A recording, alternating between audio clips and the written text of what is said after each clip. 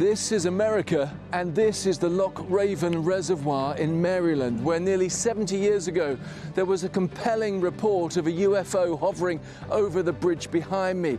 The Army investigated that, and now, under Donald Trump's orders, the Pentagon is releasing large numbers of files about UFO sightings right across America. We'll be looking at what we know and what we don't know in this program. But first, let's head to Cyril Vanier in our Washington, D.C. studio. Richard Gaisford, thank you very much. Today's show is about several things: reported UFO sightings, what the U.S. government has done to investigate them, and government transparency. A disclaimer: we do not know whether aliens exist, and the federal government has found no evidence that they do. Correction, they have released no evidence that aliens exist. But just in the last few days, we have found out that there have been more unexplained sightings and incidents, including several recorded by the U.S. military, than what had been previously known, adding to a very rich history of American fascination around UFOs and mysteries from outer space. Tonight, a special Unsolved Mysteries report. Mysteries of alien beings. Something captured on one of our News 4 sky cams. Are we alone in the universe? Some mysterious lights up in the sky above Austin. Washington State has logged more reports of unidentified flying objects. Strangely shaped and unfamiliar object falling from the sky just over there. They've seen unidentified flying objects here, saying we're even in a hot spot.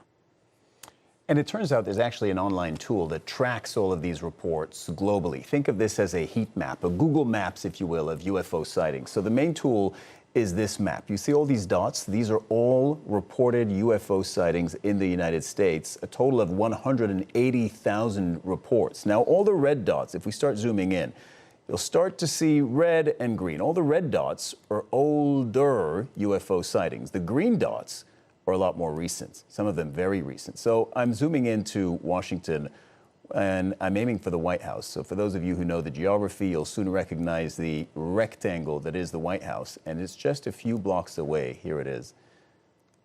This here is the White House, and it's just a few blocks away from our studio. So red dots, green dots are the recent ones. Let's try this one. So this is a sighting from less than 8 months ago, and near Logan Circle, again, just a 10-minute walk from the White House. And if you click on it, this has been reported. The object moved incredibly fast and disappeared out of thin air. It looked somewhere between a missile and a crescent-shaped plane. Estimated speed, hundreds of miles an hour. Again, you have 180,000 reported sightings. So as you see, there have been sightings everywhere in the U.S. for a long time. And that is what's feeding the curiosity, the mystery. Al Jazeera's Richard Gaisford has picked one dot on that map in Maryland, a state which has seen nearly 2,000 reports of unexplained activity just in the last 2 decades.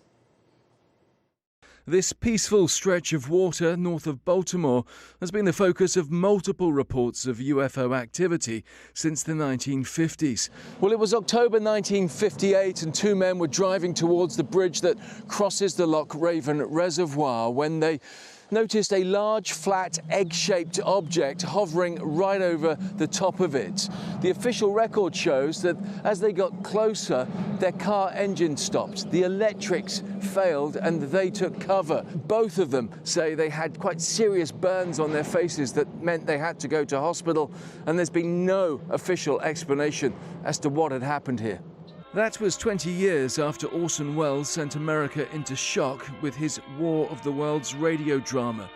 Back in 1938, many listeners believed there was a real alien invasion. Ladies and gentlemen, this is the most terrifying thing I've ever witnessed.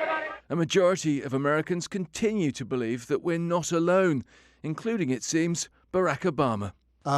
They're real, but I haven't seen them, and they're not being kept in... what is it? Area 51. Area 51. And then President Trump ordered the Pentagon to release top-secret documents and images, allowing the public to make up their own minds.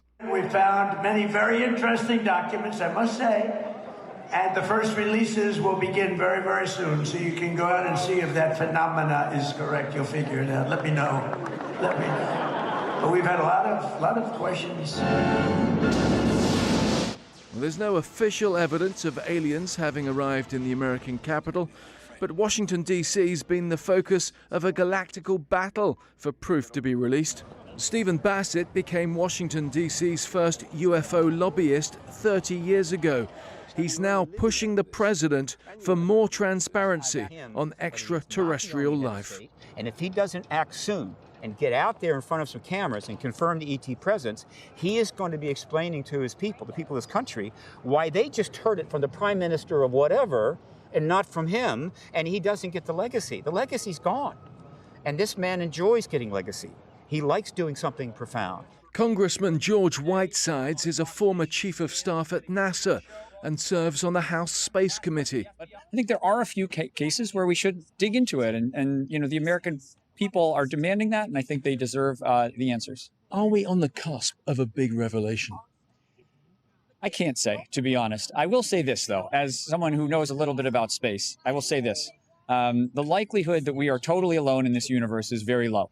Donald Trump's getting used to releasing controversial files, declassifying documents relating to the assassination of President Kennedy. And under political pressure, he's also had to give public access to the Epstein files, the ramifications of which continue to rumble on. But if proof of alien life really does exist, a decision to tell the planet would certainly cause more than ripples. Richard Gaisford, Al Jazeera, Maryland.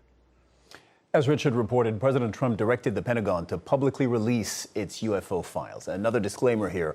While most people still refer to UFOs, the U.S. government has switched to another acronym, UAPs, so you'll hear that. It's for Unidentified Anomalous Phenomena. Anything in the air, on land, or at sea that cannot be identified.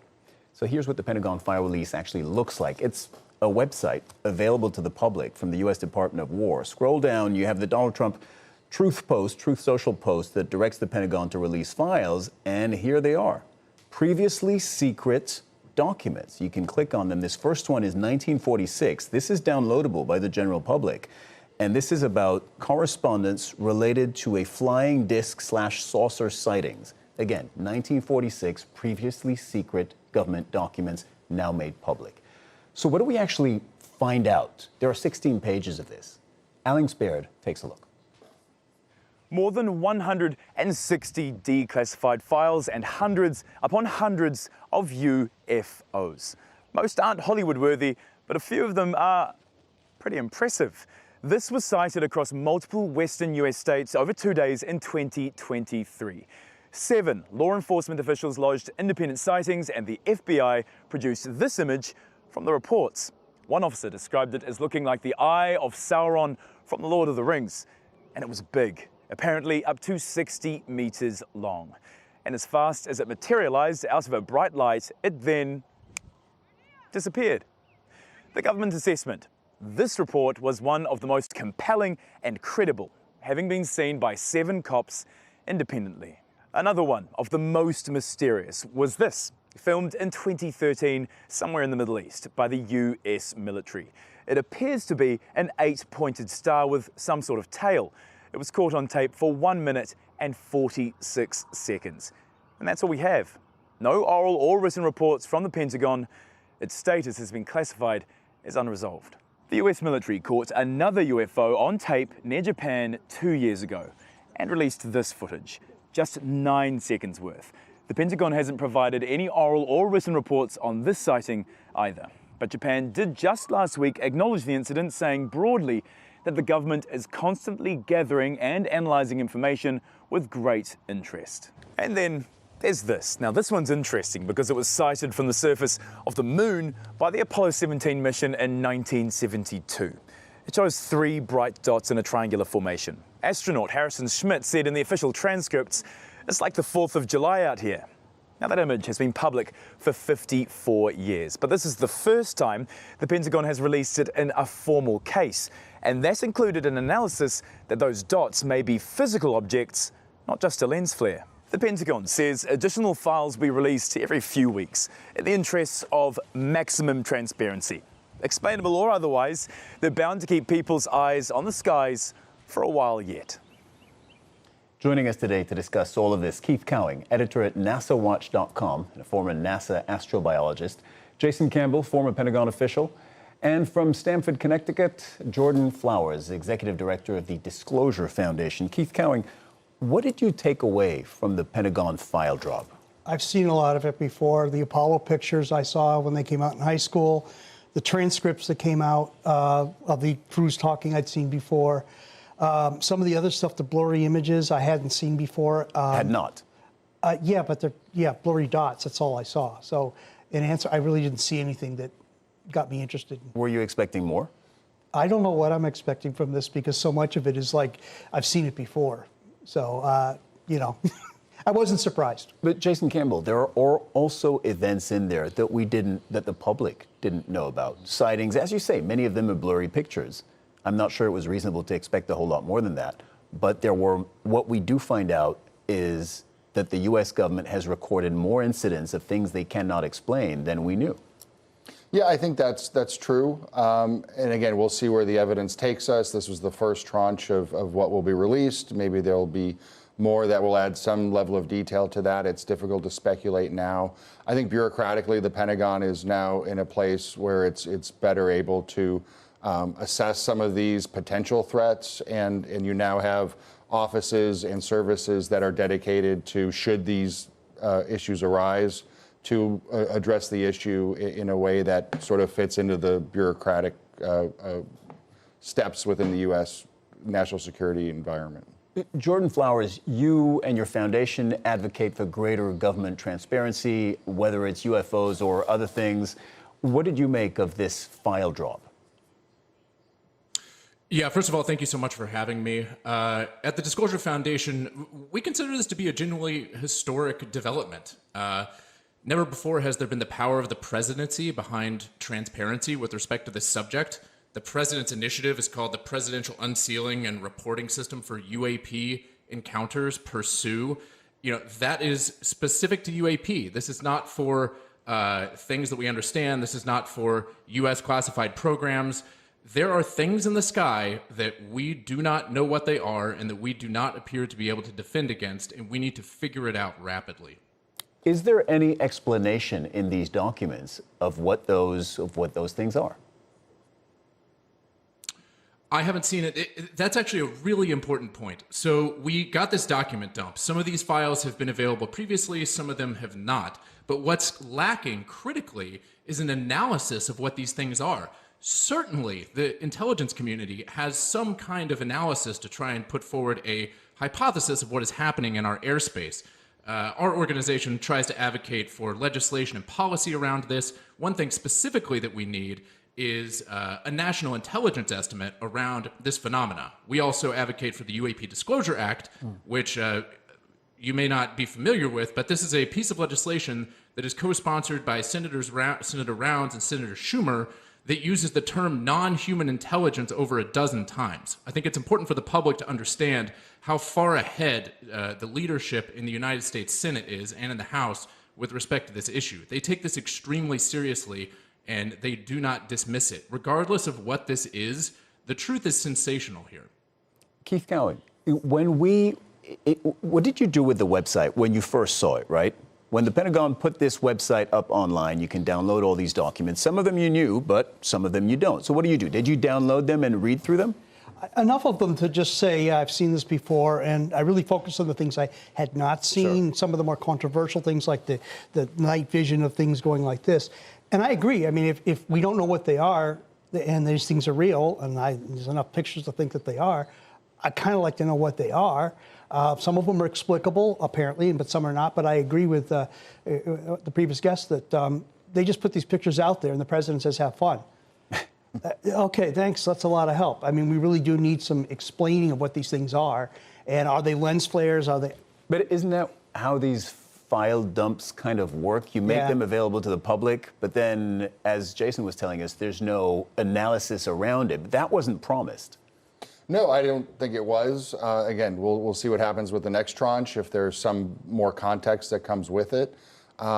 It's difficult to say right now. If you're sitting in the Office of Policy in the Pentagon right now, yes, you want to be ready and prepared for some sort of a new phenomena or new threat, especially. But the people who have the clearances and who are sitting in the building every day, to my knowledge, aren't doing anything different after this dump than they were weeks ago in their day-to-day jobs. All right, listen to this. This is a soundbite from Ryan Graves, and I'm pretty sure you know that name, right? He's a former U.S. Navy pilot. He's the first who came out publicly to explain to the general public and testify before Congress that he had seen, while flying U.S. F-18 fighter jets, he had multiple times seen things that he just couldn't explain. 2 F-18 Super Hornets were split by a UAP. The object, described as a dark gray or a black cube inside of a clear sphere, came within 50 feet of the lead aircraft and was estimated to be 5 to 15 feet in diameter. The mission commander terminated the flight immediately and returned to base. Our squadron submitted a safety report, but there was no official acknowledgement of the incident and no further mechanism to report the sightings. Soon, these encounters became so frequent that aircrew would discuss the risk of UAP as part of their regular pre-flight briefs. Jordan Flowers, just your gut when you hear that former U.S. Navy pilot say that he saw in the sky some 15 meters away from their lead aircraft a black cube in a gray sphere, and they saw it not once but several times. What do you think? I think we owe it to our brave service members to take them seriously. And I think that there have been multiple people that have seen this, whether it's Captain David Fravor, whether it's Ryan Graves, who is a friend and has done great work through his organization with respect to this topic. Our best trained human sensors in the form of fighter pilots are seeing these things, and they do not know what they are. Ryan Graves' organization, American for Safe Aerospace, is trying to shine a bright light on the fact that this is a huge flight safety risk.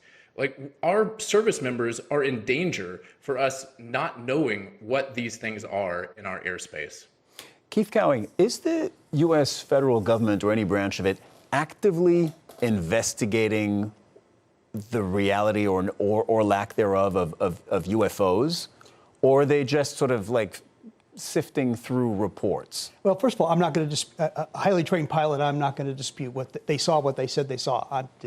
Done. Yeah. In terms of my expertise in NASA, I mean, I've known the space biology, the astrobiology community for 40, 50 years.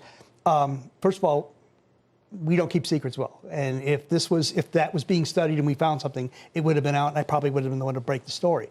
But that said, usually you have to have enough data with you that you can actually examine it. And I just say, well, why is it that a doorbell cam can show a cat from the neighbor's house coming up and it's nice and crisp, and yet we don't get clear photos?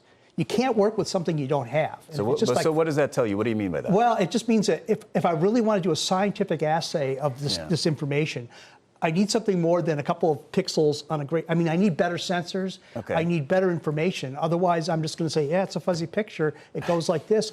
That's all I can do. But Jason Campbell, in the absence of a clear picture, what do you do? Yeah, I think, look, the Pentagon itself as a bureaucratic entity is a colossal series of protocols and procedures. And it doesn't shock me that there wasn't some sort of a formal reporting mechanism available to pilots to state that they saw something they didn't understand. My assumption is that hopefully now that it's been brought to light, there will be, usually these things get brought to light and then they get addressed. Now, to the extent that's a threat. Hold on, pause for a second. It doesn't surprise you. So Ryan Graves that we just saw, if you listen to the whole clip, we couldn't play the whole thing, but his whole team of pilots, they landed their planes because of this. And then they said, we have seen this not once, but multiple times. And they actually had to assess their flight plans. They had to factor in, because they'd seen it so many times, these lights in the sky, and they had to treat it as a risk. And these are soldiers, and they came in, and there was no formal way, according to Ryan Graves' testimony, of running this up the hierarchy in the Pentagon. There was no formal way for the Pentagon to deal with this. Yes, we've seen this even in times of war. There are times that there are not a procedure to send it up the flagpole, so to speak. There are any number of impediments along the way in terms of other superior officers. I think now that'll probably be addressed in terms of making sure that enough eyes are going to see some of these reports that go up. My assumption is that at a more classified level, there have been some inquiries, if not thorough investigations into what this is, what the threat is now. As I said earlier, we now have in place, a dedicated Space Force as one of the military services. You now have an Office of Space Policy in the Pentagon. They were not obviously instituted just to deal with this phenomenon, but now that it is becoming more apparent, they're the more appropriate offices to deal with this. And I can only assume at some level that's happening, probably though not publicly. Yeah, Jordan Flowers, go ahead. So I'm sort of surprised. There is a dedicated office in the Pentagon whose sole purpose is to study UAP. This is called AARO, the All-Domain Anomaly Resolution Office. This has been funded with legislation. Their job is to take this seriously, and the gentleman running that organization has said unequivocally that he is seeing objects that he and his team, with all of their PhDs in physics, do not understand how these things work. These things are, just in March of this year, for 6 consecutive days at Barksdale Air Force Base, where we have our B-52s, there were waves of, quote, drones at 12 to 15 at a time that were going over this Air Force base, and we were not able to defend against that. That's unacceptable. This is now a wartime incursion. We need to rapidly figure out why we do not have our airspace secured over these sensitive military installations. Jordan Flowers, do you believe the U.S. government would tell the American public if there were things that they believed were indeed extraterrestrial in nature, and they had seen them, measured them, sensed them, and they think that on balance, yes, this is some kind of alien activity? Would they tell the American public? I don't know. I certainly think we are in a better position than we ever have been in order to answer that question. I think the difference in today's environment is there's actual presidential will behind pursuing transparency with respect to this topic. So if the answer to that question were ever to be yes, it's happening now. And of course it should be done in a careful and thoughtful way. Keith Cowing, and I'm going to ask all of you this, but we have just a minute 30. On balance, given everything that you know, and you've studied this, do you think that aliens, UFOs, do exist? I think there's life elsewhere in the universe. It may be microbial. It may be like you and I are different. I just haven't seen evidence thereof. I would desperately, desperately love to see it, as would all of my friends in the astrobiology community, but I just haven't seen it yet. Maybe something will come out.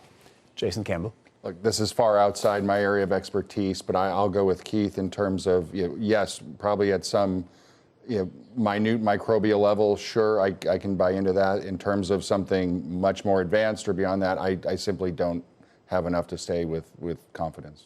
Jordan Flowers, on balance? On balance, I think whatever the truth is here is sensational. Whether this is U.S. breakthrough technology, whether this is a foreign adversary over the continental United States, whether this is an undiscovered natural phenomena, or whether this is a form of non-human intelligence, this is any of those is sensational. It's a question of whether it's the story of the decade, the century, or all of human history. All right. I want to thank all our guests for joining us today. That's Keith Cowing, editor at NASAWatch.com, former NASA astrobiologist, Jason Campbell, former Pentagon official, and Jordan Flowers, executive director of the Disclosure Foundation. Thank you very much to all of you. That's all from the team here in Washington. Handing back to our global headquarters in Doha. But just before we go, we couldn't really do a show on UFOs without sending Al Jazeera's Phil Lavelle onto the streets of Florida to find out what people think. Here's Phil. What is really up there, or not as the case may be, has kept us occupied for decades. It's become part of popular culture. It's kept the movie industry busy. It has created conspiracy theories and truth seekers. But right now, down here on planet Earth, the question is, what do these files actually reveal? Are people buying it? And do aliens really exist? Do you believe in aliens? Yep. Why? It's too big not to. The space is too much space, and we can't be the only ones. We are definitely alone. You don't believe? Oh, I do. I do not. You do? Totally. What makes you believe? When? Since I saw the movie about him. I think it'd be absurd not to think that there's another form of life out there because the universe is so vast. And Nope, gotta see them right here in front of me. You need to see the aliens standing in front of you. Gotta see it, gotta see it. But if they really existed, surely they would have come down and engaged with us by now, wouldn't they? I don't know, man. Maybe they're just like, we can't bother with these people, especially now. And is this release about transparency or distraction? could be a distraction, I don't know. I think it's distraction. There are a lot of things going on in the world. Don't need to be chasing phantom aliens. The government may even believe it themselves. Yeah, it's quite possible. More of a distraction. I mean, we're in the middle of a war, you know what I mean? And so all these random things are coming out at one time. And take me to your leader. Great. Which one? Where do you want him to go first? Who do you want him to speak to? Right to me, right to Big Dog. Uh-huh, I'm the leader. The Pope, Dalai Lama, someone more sound-minded than a politician. That's what I would choose. Oh, this little house in Washington, D.C., perhaps? Are they going to take him away? I'll give him the address. You think President Trump would be happy if some aliens turned up at the White House?